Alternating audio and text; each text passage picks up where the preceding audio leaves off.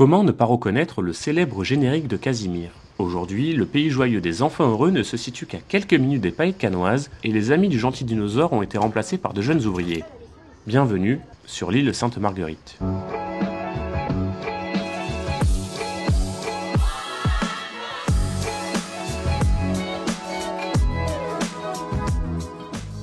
Pour se rendre sur l'une des deux îles de l'Érins, le départ se fait au port de Cannes, où la navette côtoie les différents yachts amarrés. Après 15 minutes de traversée, place à l'accostage.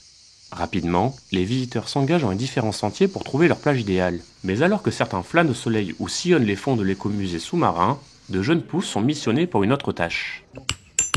Ça fait 55 ans qu'on rénove et entretient le Fort Royal avec des jeunes de 13 à 17 ans. Ils viennent donc de partout, de la France entière, pour rénover et protéger le patrimoine. À l'arrière de l'église du XVIIe siècle, Océane taille des pierres pour monter un mur en calade. La jeune fille de 13 ans a découvert les chantiers de jeunes grâce à des amis de ses parents. Je suis venue ici parce que j'aimais bien le concept de faire plusieurs choses, d'apprendre, comme ça développe nos capacités. Et c'est une cohésion d'équipe et c'était sympa. Aux côtés de l'adolescente, Isabelle veille au bon déroulement des travaux.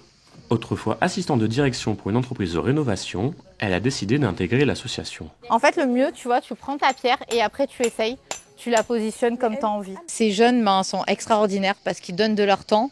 Ok, c'est leurs vacances, ils peuvent faire des activités à côté et tout, mais ils donnent vraiment de leur temps pour un intérêt en fait collectif. Ils rénovent quand même cette île, ils l'entretiennent et je trouve ça absolument merveilleux. Afin de prodiguer les meilleurs conseils possibles, l'animatrice s'est formée de façon intense aux techniques du bâtiment. J'ai fait plein de recherches, j'ai regardé toutes les documentations que je pouvais et pour pouvoir justement avoir des connaissances et pouvoir les transmettre parce que moi je partais du principe que si je ne maîtrisais pas, je ne pouvais pas en fait montrer aux jeunes et leur apprendre et pour moi c'était hors de question. Armés de gants, de pinceaux ou de seaux, les 16 jeunes volontaires se répartissent les tâches. Taille de pierre, maçonnerie traditionnelle, désherbage, tous rénovent et redonnent le souffle à ce petit bijou. Du côté de la terrasse Bazaine, Tom et Tia se chargent du ronjointement. Originaire de Paris, le jeune homme en est à sa 3e année sur le site. C'est un moment que j'attends toujours durant l'année. L'idée de servir pour rénover le patrimoine. Mais ensuite, il y a aussi beaucoup d'autres choses. Il y a les rencontres, bien sûr, avec les autres jeunes. Ce sont des amitiés. Par exemple, l'année dernière, après le chantier, on s'était tous revus. Voilà, ce sont des très, très fortes amitiés puisqu'on vit ensemble 24 heures sur 24 pendant 2 semaines. Dans cette colo, pas comme les autres, chacun a son rôle. À quelques minutes de la pause déjeuner, direction la cuisine avec Lali. On est allé faire les courses et donc on fait la vicotte, c'est-à-dire qu'on prépare à manger pour le midi.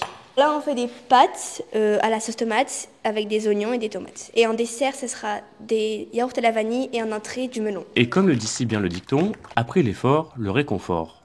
L'après-midi, les truelles sont mises de côté et le chantier cède sa place au loisir.